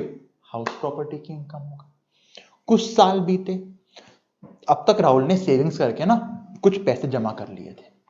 अब राहुल को लगा यार बहुत इतने पैसे अर्न हो गए हैं मेरे पास, इतनी सेविंग्स हो गई हैं कि मुझे वेटर वाला काम नहीं करना पड़ेगा। तो राहुल ने पता है क्या किया? राहुल ने अपना ढाबा खोल दिया। क्या खोल दिया? अपना ढाबा खोल दिया। और जब अपना ढाबा खोला और वहां पे पैसे कमाए, तो बताओ क्या ये सैलरी है? नहीं सर, उसका बिजनेस बन गया अब तो। और जैसे ही बिजनेस बन गया, उसकी आने वाली इनकम कौन सी हो गई? पबजी नहीं, पीजीबीपी। समझ आ रहा है? ऐसे बंदा ग्रो करता है, पहले कहीं जॉब करता है, वहां से कैपिटल जमा करता है और अपना बिजनेस स्टार्ट कर लेता है। यानी राहुल की स्टोरी में हम लोग अपनी स्टोरी लिंक कर पा रहे हैं? अरे हाँ सर, लिंक कर पा रहे हैं हम लोग, बहुत बढ़िया। कुछ दिन ढाबा चला और इतना चला कि बहुत पैसे आ गए भाई के पास, और भाई के पास इतने पैसे आ गए तो भाई को लगा मेरी एक नीड और है, रोटी कपड़ा और मकान के बाद मेरी एक और नीड है। तो राहुल ने पता है क्या किया? राहुल ने शादी कर ली। चलो राहुल ने शादी कर ली, ये आ गई मिसेज राहुल। इसका नाम रख देते हैं चलो जल्दी से हम लोग, रजनी। चलो राहुल ने शादी कर ली किसी रजनी से। ठीक है जी, चलो राहुल की शादी हो गई रजनी से। अब बताओ शादी हो गई तो कुछ सालों बाद क्या होंगे? छोटे राहुल छोटे रजनी होंगे ना, इतना कैपेबल तो हमारा राहुल हो गई। ठीक है जी, चलो ये छोटे चुन्ने मुन्ने राहुल और रजनी आ गए। बस सर कितने बच्चे करोगे इनके? ठीक है, राहुल रजनी के 4 बच्चे हो गए। अब बताओ एक राहुल एक रजनी 4 बच्चे, अब ये सारे लोग क्या छोटे से किराए के घर में रह पाएंगे? नहीं सर, अब तो उन्हें बड़ा घर लेना पड़ेगा। बिल्कुल, बड़ा घर लेने के लिए पैसे चाहिए होते हैं। तो राहुल और रजनी ने अपने ढाबे वाले बिजनेस से जो पैसे कमाए थे और जो सेविंग की थी, उसमें ज्वेलरी थी, ज्वेलरी वगैरह बेची और बाकी लोन वोन लेके अपना एक बड़ा सा घर ले लिया। ठीक है सर, बड़ा सा घर ले लिया। अब बताओ जैसे ही ज्वेलरी बेची घर लेने के लिए, ज्वेलरी क्या है? कैपिटल एसेट है, ये हम पढ़ेंगे कैपिटल गेन्स के अंदर। पर जैसे ही ज्वेलरी बेची, क्या हो गया? Capital gains. समझ आ रहा है लिंकेज? पहले राहुल आया था गांव से शहर जॉब करने के लिए, ढाबे पे जॉब करी, सैलरी मिली, फिर उसने एक घर किराए पे ढूंढा तो ओनर की क्या हो गई? हाउस प्रॉपर्टी की इनकम हो गई। कुछ सालों बाद सेविंग से राहुल ने अपना बिजनेस, अपना ढाबा खोल लिया। जैसे ही ढाबा खोला, अब राहुल सैलरी अर्न कर रहा है, पीजीबीपी, अब पीजीबीपी अर्न कर रहा है। कुछ टाइम के बाद जब बड़ा घर लेना था, उसने ज्वेलरी बेची और घर खरीदा। ज्वेलरी बेचते ही क्या हुआ? कैपिटल गेन हुआ। समझ आया? कुछ साल बीतते गए, अब देखो, जब इतनी इनकम आ रखी है तो बैंक पे इंटरेस्ट, बैंक पैसे जमा किए होंगे उस पे इंटरेस्ट आ रहा होगा। बिल्कुल सर, एफडी कराई होगी, एफडी पे इंटरेस्ट आ रहा होगा। कुछ कंपनी के शेयर ले रखे होंगे, शेयर पे डिविडेंड आ रहा होगा। राहुल के 4 बच्चे सट्टा लगाते हैं, गंदे बच्चे सट्टा लगाते हैं, गैम्बलिंग करते हैं। कौन सी इनकम हो रही है? Bank interest, gambling, dividend. कौन सी इनकम है सर? ये होगी सारी अदर सोर्सेस। पहले बता दूं, मेरे सारे एग्जांपल काल्पनिक हैं, रियल लाइफ से लिंक मत करना, ठीक है सर। अदर सोर्सेस, यानी कि ये थी राहुल की जर्नी जो 5 हेड से होके निकली। सबसे पहले बताओ कौन सी इनकम हुई इस कहानी में? Sir salary. उसके बाद सर घर किराए पे, हाउस प्रॉपर्टी। उसके बाद सर अपना ढाबा खोल लिया, पीजीबीपी। उसके बाद सर ज्वेलरी बेची, घर खरीदा, कैपिटल गेन। और लास्ट में क्या हुआ? Other sources. समझ आ गया? हाँ सर, वेरी गुड। तो बताओ एक बार रेंज क्या थी? सर रेंज थी हमारी 15 से 17, 22 से 27, 28 से 44, 45 से 55, 56 से 59। समझ आ गया? हाँ सर। चलो कहानी को याद करते हैं, रेंज में डालते हैं। पहली रेंज क्या थी सर? 15 से 17। कहानी में पहली इनकम कौन सी? Sir salary. तो सैलरी की रेंज 15 से 17। अगली रेंज क्या थी सर? 22 से 27। अगली इनकम कौन सी कहानी में? सर हाउस प्रॉपर्टी की। तो हाउस प्रॉपर्टी 22 से 27। अगली कौन सी इनकम थी सर? ढाबा खोल लिया, पीजीबीपी। रेंज क्या है? 28 से 44। अगली इनकम कौन सी थी सर? ज्वेलरी बेची, कैपिटल गेन। रेंज 45 से 55। और लास्ट इनकम कौन सी हुई थी सर? अदर सोर्सेज की, 56 से 59। चलो बात करते हैं। सैलरी 15 से 17, हाउस प्रॉपर्टी 22 से 27। अब आप लोगों को काम क्या है? जहां खत्म एंड बोल रहा हूं 27, आपको याद रखना है अगला चार्ट होगा उसके अगले 28 से। चलो सैलरी 15 से 17, यहां चेन टूटेगी।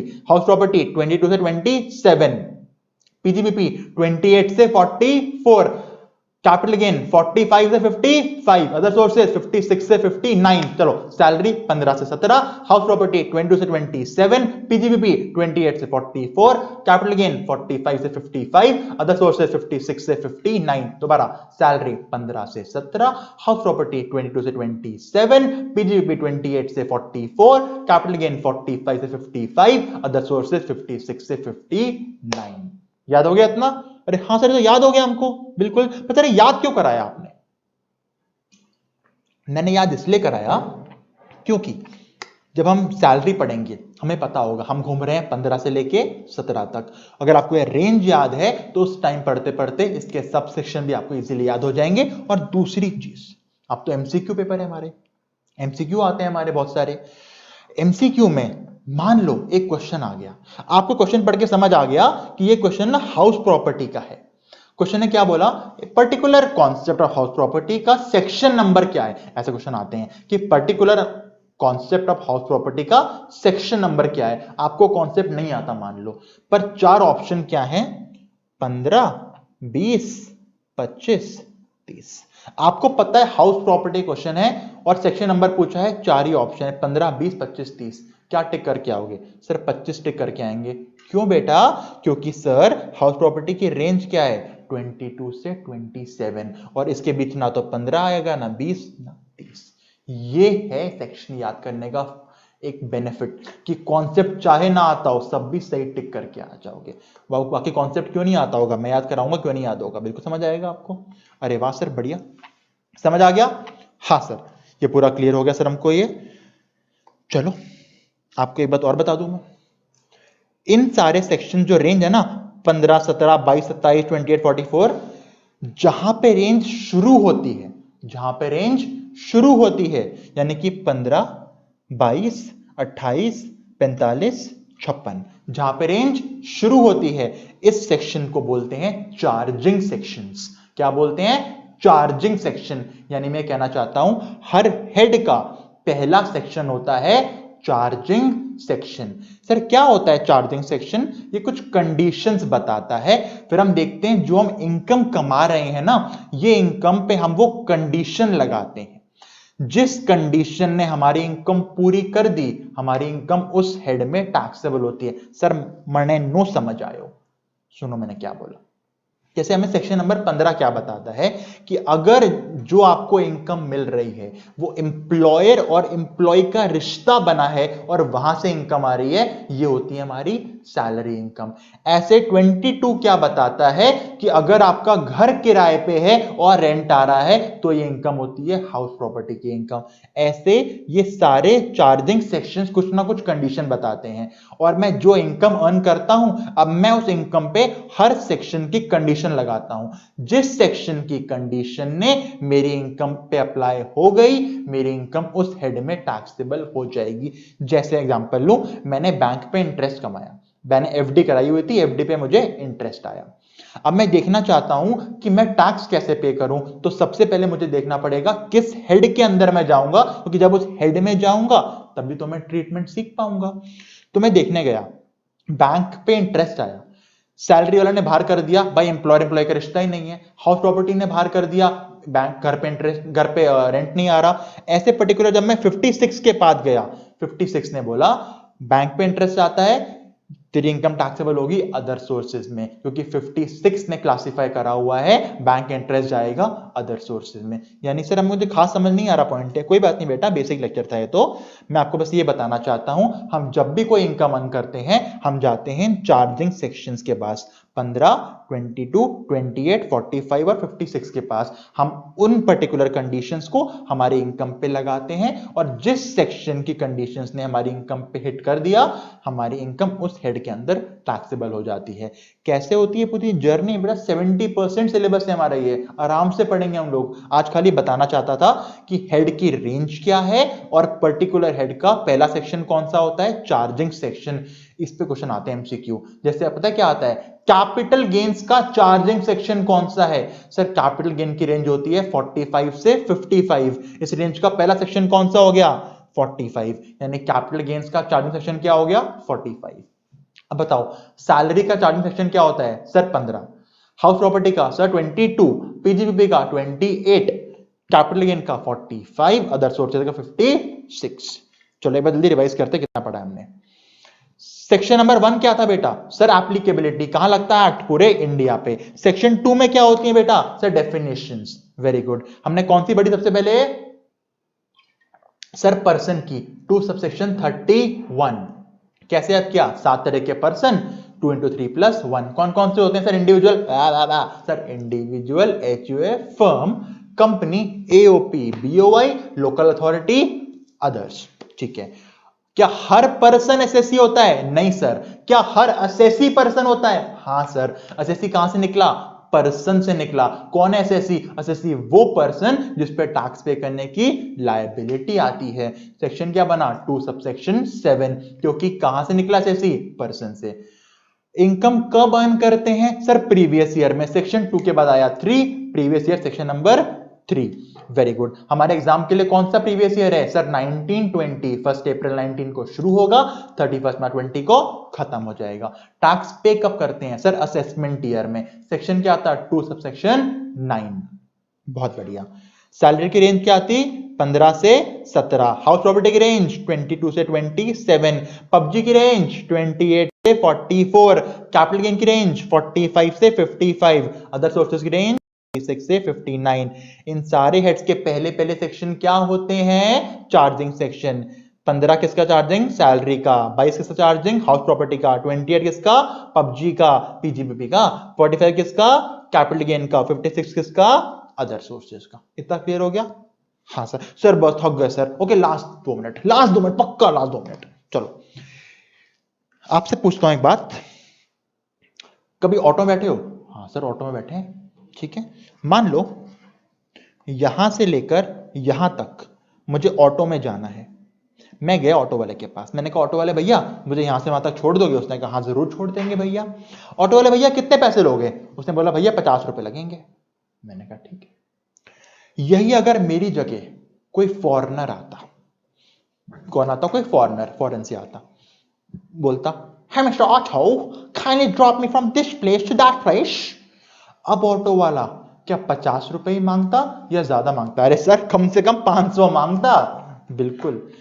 ऐसा क्यों किया ऑटो वाले ने? क्योंकि ऑटो वाले ने भी ना हमारे रेजिडेंट में और हमारे नॉन रेजिडेंट में फर्क किया है। और जब ऑटो वाला तक फर्क कर सकता है यहां के रेजिडेंट में और नॉन रेजिडेंट में, तो हमारी गवर्नमेंट फर्क क्यों नहीं करेगी? पर एक फर्क है, ऑटो वाला नॉन रेजिडेंट को लूटना चाहता है, पर गवर्नमेंट नॉन रेजिडेंट को बचाना चाहती है। सर गवर्नमेंट क्यों बचाना चाहती है नॉन रेजिडेंट को?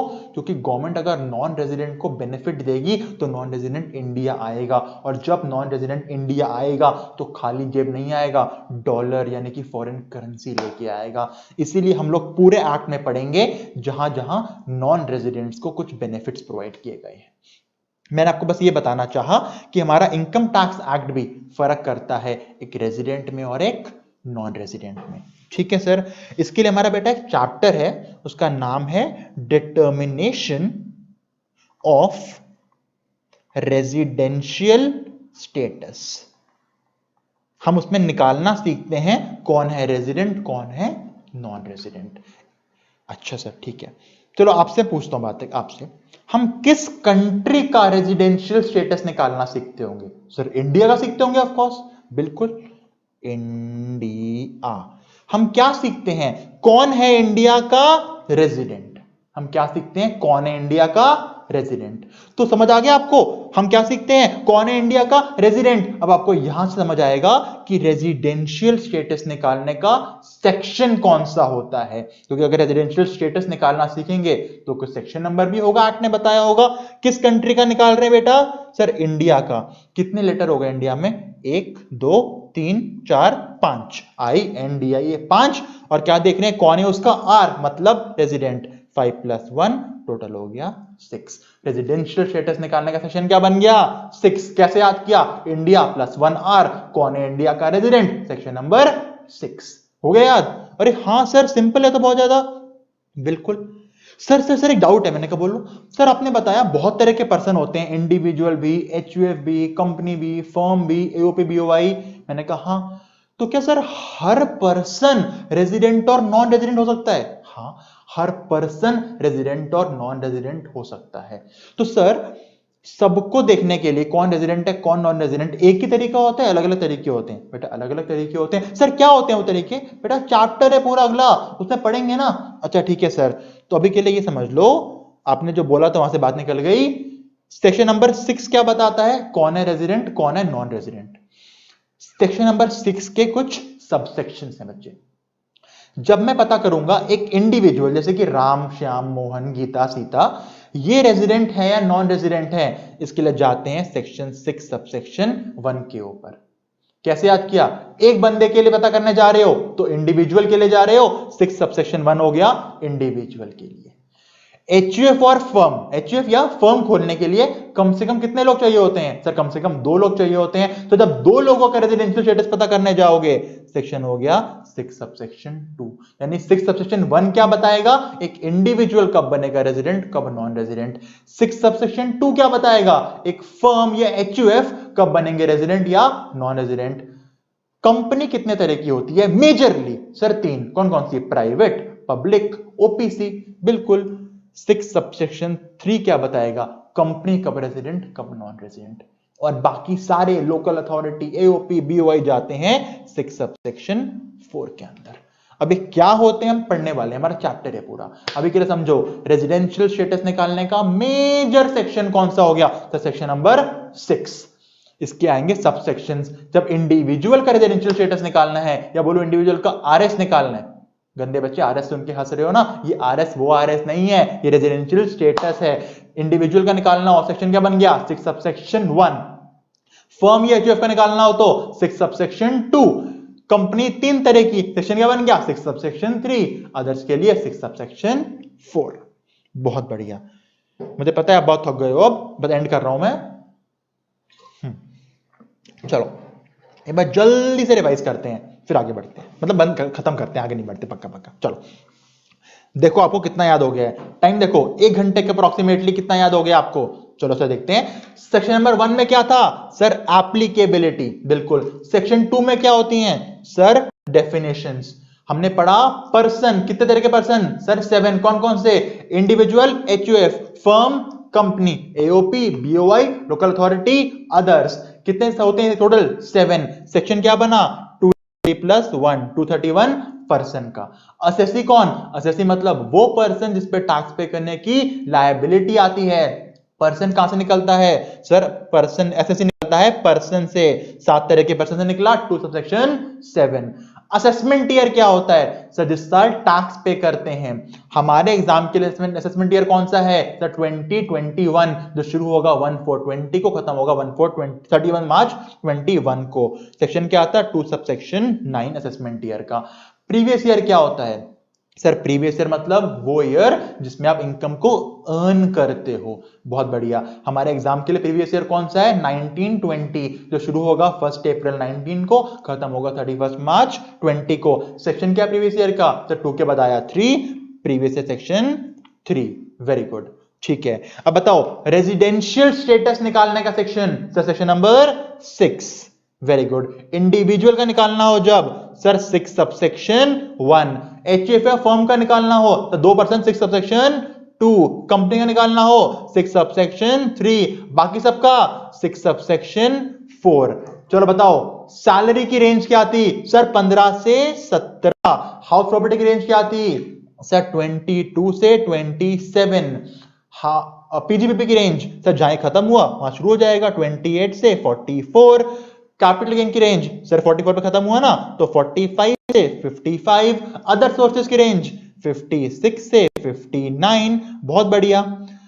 हर हेड का पहला सेक्शन क्या होता है? Charging section. तो बताओ सैलरी का चार्जिंग सेक्शन क्या बना सर? 15। हाउस प्रॉपर्टी का चार्जिंग सेक्शन सर 22। पीजीबीपी का सर 28। कैपिटल गेन का सर 45। अदर सोर्सेज का सर 56। देखो बेटा 1 घंटे के अंदर इतने सेक्शन आपको याद हैं? अगर पूरे भी नहीं तो 70-80% तो याद है। अरे हाँ सर इतने मुझे याद हो गए घंटे में। हाँ, तभी मैं आपको बता रहा था स्टार्टिंग में कि ऐसे मैं आपको पढ़ाऊंगा पूरा एक्ट, कभी कहानियां, कभी कोई टेक्निक्स, और कहीं कहीं खुद भी आपको याद करना पड़ेगा, वो ऑब्वियस है। पर ऐसे करते हुए हम लोग पूरा इनकम टैक्स एक्ट खत्म करेंगे बच्चे। इतना ही इंटरेस्टिंग बनाऊंगा, बोर नहीं होने दूंगा। तभी मैंने आपको बताया है कि वर्चुअल क्लासेस तो हैं पर क्लासरूम वाली फीलिंग है। मुझे पता है आपको कहां डाउट आ सकता है, वो मैं हैंड टू हैंड क्लियर कर लूंगा। और अगर फिर भी आपके डाउट से रह जाते हैं बच्चे, तो आप लोग मुझे इस नंबर पे कभी भी व्हाट्सएप कर सकते हो। विद इन 24 आवर्स आपको मैं रिप्लाई करूंगा, या फिर इस मेल पे मुझे मेल कर सकते हैं, जो आपको कंफर्टेबल हो।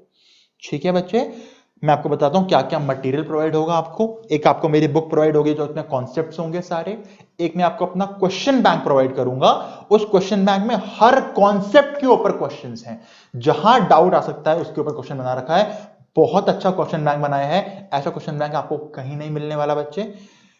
तो आपको एक बुक मिलेगी कॉन्सेप्ट्स की, एक मिलेंगे आपको मेरे क्वेश्चन बैंक्स। इसके अलावा जैसे चैप्टर कंप्लीट होगा हम सॉल्व करते हैं हमारे इंस्टीट्यूट का मॉड्यूल और पास्ट ईयर के क्वेश्चंस। मैं आपसे होमवर्क मांगता हूं। सर होमवर्क मांगते हो? हाँ, वर्चुअल क्लास में आपसे होमवर्क मांगा जाता है। अगर होमवर्क प्रोवाइड नहीं करोगे बच्चे तो मैं आपकी क्लासेस रोक दूंगा। क्यों? क्योंकि मुझे पता है घर बैठे बैठे मैं आपसे कंट्रोल नहीं कर सकता हूं। 3 आपको मैं ऑप्शन दूंगा। एक बार आपने होमवर्क प्रोवाइड नहीं किया, मैं आपको कोई चांस दूंगा। सेकंड टाइम फिर चांस दूंगा, थर्ड टाइम फिर चांस दूंगा, फोर्थ टाइम अगर आपका रिस्पॉन्स ही नहीं आता मैं आपकी क्लासेस रोक दूंगा बच्चे। मुझे आपको पास कराना है। मैं खुला चैलेंज करता हूं बेटा, फर्स्ट क्लास में बताता हूं सबको हमेशा। क्या बताता हूं कि आज तक मैं ज्यादा नहीं बच्चे, सिर्फ 845 स्टूडेंट्स को पढ़ाया मैंने फेस टू फेस। कितना पढ़ाया है? 845 को। और पता है इसमें कितने बच्चे पास हुए हैं? सर हमारे इंस्टीट्यूट का रिजल्ट आता है ये कोई 15-20%, तो आपके सर अराउंड 170-200 बच्चे पास हुए होंगे टैक्स में। बेटा मेरे कभी इंस्टीट्यूट आना, लक्ष्मी नगर में भी है, गुड़गांव में भी, एड्रेस दे दूंगा। पूरा रिकॉर्ड मेंटेन्ड है। पूरे के पूरे 845 बच्चे पास हुए हैं। 100% रिजल्ट है मेरा टैक्सेशन का। पता है क्यों? फर्स्ट क्लास में खुला क्यों बताता हूं बात ये, क्योंकि बच्चे मैं आपसे हर कॉन्सेप्ट डिस्कस करता हूं, सारे डाउट्स क्लैरिफाई करता हूं, सारे क्वेश्चंस प्रैक्टिस कराता हूं, आपके इंस्टीट्यूट का मॉड्यूल सॉल्व कराता हूं, क्वेश्चन पेपर सॉल्व कराता हूं पूरे पिछले 7-8 साल के। तो इतनी प्रैक्टिस कर लोगे बच्चे तो एग्जाम में फेल कैसे होगे? ऐसा तो है नहीं कि मैंने सब पढ़ा दिया, आपको आता है, एग्जाम में बैठ गए, मैं तो सर का रिकॉर्ड तोड़ने आया। ऐसा तो नहीं करोगे ना? बिल्कुल नहीं करेंगे सर। और तभी मैं आपको बोल रहा हूं, अगर साथ में मेरे कोऑपरेट करोगे, इतनी प्रैक्टिस करोगे तो ही मेरी क्लासेस लेना बेटा, वरना मत लेना। बहुत फैकल्टीज है ऑनलाइन में तो यार, इतने ऑप्शन मिल जाएंगे आपको। पर मेहनत करना चाहते हो, इस टैक्सेशन को यहां नहीं यहां डालना चाहते हो, लाइफ लॉन्ग अपना करियर पाथ बनाना चाहते हो ये नॉलेज पूरी जिंदगी काम आए, तो ही मुझसे क्लासेस लेना, वरना बहुत फैकल्टीज है बच्चे, मैं आपको सिर्फ पढ़ाने के लिए नहीं पढ़ाता, मैं आपको पूरा एंजॉय कराऊंगा क्लास में, बहुत मजे होंगे, बहुत इंटरेस्टिंग वे में पढ़ेंगे, पर नॉलेज और मेहनत मुझे आपकी साइड से चाहिए। अपनी साइड से मेहनत की गारंटी मैं देता हूं, आपकी साइड से ईमानदारी क्या चाहिए कि आप होमवर्क एंड ऑल टाइम पे कर रहे हो। करोगे ना बच्चे मेरे साथ? करोगे तो गारंटी है मैं आपको पास करा के दूंगा। चलो आपको अपने बारे में थोड़ा बता दूं कि मैं कौन हूं बेटा। आई एम सीए अंगद अग्निहोत्री। मैं पिछले 5 साल से टैक्स पढ़ा रहा हूं बच्चे। मेरी कुछ अचीवमेंट्स मैं आपको बताता हूं, जो क्लास के एंड में बताता हूं, स्टार्टिंग में नहीं बताता, मैं एंड में बताता हूं मैं आपको क्या पढ़ किससे रहे थे अभी तक। बेटा मैंने बीकॉम में पूरा दिल्ली यूनिवर्सिटी में रैंक 1 लाया था और मुझे गोल्ड मेडल दिया था इंडिया के प्रेसिडेंट ने, आईसीए की नहीं, इंडिया के प्रेसिडेंट ने, जो तब थे प्रणब मुखर्जी। वो सर एक ही बच्चे को मिलता है पूरे डीयू में, पूरे दिल्ली यूनिवर्सिटी में, मुझे मिला था बीकॉम में। आपने मूवी देखी है स्टूडेंट ऑफ द ईयर? हाँ सर देखिए स्टूडेंट ऑफ द ईयर, मुझे मिल चुका है student of the year award 2007 में by the times of India. तब स्टार्ट ही हुआ था, तब मुझे मिला था student of the year award. क्यों मिलता है? ओवरऑल एकेडमिक एक्सीलेंस में, क्योंकि उस साल मैंने बहुत कुछ किया था। मैंने स्टेट लेवल क्रिकेट खेला था, मैंने नेशनल लेवल चेस खेला था, मैंने नेशनल लेवल डिबेट कंपटीशन किया था और मेरे सीबीएसई के मार्क्स बहुत अच्छे आए थे उस साल, तो मुझे मिला था student of the year award. मैं क्यों बता रहा हूं आपको कि मुझे इंडिया के प्रेसिडेंट ने अवार्ड दिया है, मुझे अवार्ड्स मिले हैं, ताकि मैं आपको ये बात विश्वास दिला पाऊं कि जो बातें मैं बोल रहा हूं कितनी मेहनत हम लोग करेंगे वो हम करेंगे। देखो मेरे अचीवमेंट्स का फायदा तब है जब आप लोग मुझसे मोटिवेट होके आप भी अचीवमेंट्स का ट्राई करो, और ट्राई करोगे तो क्यों नहीं मिलेगी बेटा, मेहनत करोगे तो क्या मुमकिन नहीं। ठीक है, तो ये थी बेटा हमारी फर्स्ट क्लास। और हाँ बता दूं, डेमो क्लास में कुछ अलग नहीं पढ़ाता मैं, मेरी आने वाली क्लासेस इसके आगे कंटिन्यू होती हैं। ऐसा नहीं है कि डेमो में कुछ भी पढ़ा दिया के डेमो में, ना ना ना, मेरा जो क्लास नंबर 1 होती है वही मेरी डेमो क्लास होती है। तो आने वाली क्लास में इसमें हम कंटिन्यूएशन में पढ़ेंगे। अगर आपको मुझसे पेन ड्राइव लेनी है या गूगल ड्राइव क्लासेस या कुछ भी आपको मुझसे ऑनलाइन क्लासेस लेनी है, क्या प्राइस है, कब स्टार्ट होगा, कब खत्म होगा, आप मुझे इस नंबर पे कांटेक्ट करो बच्चे, या इस नंबर मेल आईडी पे मुझे मेल करो, मैं आपको पूरी चीजें बता दूंगा। समझ आया? मजा आया पढ़ के? अगर अच्छा भी लगा बेटा, क्लासेस नहीं भी लेनी मुझसे, तो प्लीज मुझे इस पे आप व्हाट्सएप जरूर करना या इस वीडियो में कमेंट कर देना। ठीक है, चलो अब हम कंटिन्यू करेंगे विद माय ऑनलाइन क्लासेस। अगर आपको क्लासेस लेनी है या अगर आप पास हो चुके हो या आपका अभी एग्जाम है, तो अपने फ्रेंड्स को रेफर कर सकते हो क्लासेस। हमारे एक रेफरल बोनस दिए बच्चे। रेफरल बोनस क्या होता है बताऊं मैं आपको। मान लो आप कहीं क्लासेस ऑलरेडी ले चुके हो या आपका एग्जाम जस्ट 1-2 हफ्ते बाद ही एग्जाम है आपका, पर आपके कोई नोन है जो क्लासेस लेना चाहता है, तो आप अगर वो बच्चे को रेफर करते हो, मतलब उसने मुझसे क्लासेस खरीदी और उसने बताया मुझे इस बंदे ने रेफर किया था, तो जैसे वो रेफर होगा तो आपको सीधा सीधा 500 रुपए का कैश आता है, आपके अकाउंट में 500 रुपए ट्रांसफर होते हैं, वो गूगल पे पेटीएम जो आप बोलो वो होते हैं। ये हमारी रेफरल पॉलिसी है। रेफरल पॉलिसी मतलब आपने किसी को भी रेफर किया, उसने अगर मुझसे क्लासेस परचेज करी तो जिसने रेफर किया उसको 500 रुपए का सीधा बेनिफिट होता है। ये मैं प्रोवाइड करता हूं अपने स्टूडेंट्स को, क्योंकि आपने मुझे रेफर किया कहीं पे। ठीक है, चलो ये थी हमारी पहली क्लास। कैसी लगी कमेंट करके प्लीज जरूर बताना। ठीक है, टिल देन बाय बाय।